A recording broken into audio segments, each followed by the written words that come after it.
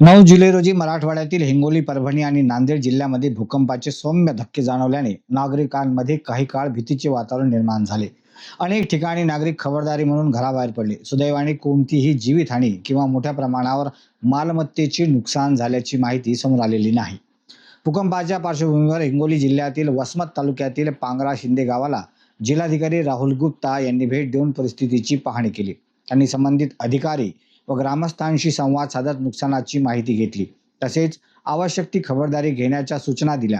प्रशासनाने नागरिकांना अफवांवर विश्वास न ठेवता अधिकृत माहितीलाच प्राधान्य देण्याचे आवाहन केले असून कोणतीही आपत्कालीन परिस्थिती उद्भवल्यास तात्काळ प्रशासनाशी संपर्क साधण्याचे आवाहनही यावेळी करण्यात आले. सर्व हिंगोलीकरांना माझा नमस्कार.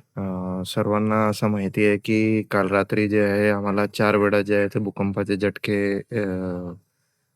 एक्सपिरियन्स झालेले आहे. त्याच्यामध्ये जे आहे आपल्या 1:54 ला एक भूकंपाचा झटका आला होता. 2:17 ला एक भूकंपाचा झटका आला होता. त्याच्यानंतर पण 3:26 पर्यंत जे आहे ते 4 भूकंपाचे झटके आम्हाला जाणवलेले आहे. त्याचे जवळपास जे आपले भूकंपाचे मॅग्निट्यूड होते, म्हणजे आपले तीव्रता होती, त्याच्यामध्ये जवळपास 4, 4.25, 4.5 पर्यंत आपली भूकंपाची तीव्रता गेलेली आहे.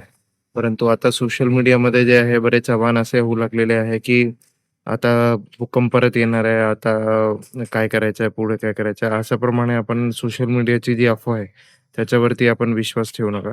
आपण जे आहे आपल्या भूकंप एक नैसर्गिक घटना असतो. त्याच्यामध्ये जे आहे आपलं आता नुकसान जे काही झालेलं असतील, त्याच्यामध्ये आमची टीम जे आहे ते आज आपल्या ठिकाणी जे आहे ते पंचनामा आपले करून घेणार आहे. आपण सोशल मीडियाच्या कोणत्याही मेसेजेसवर किंवा आव्हानावरती ते आपण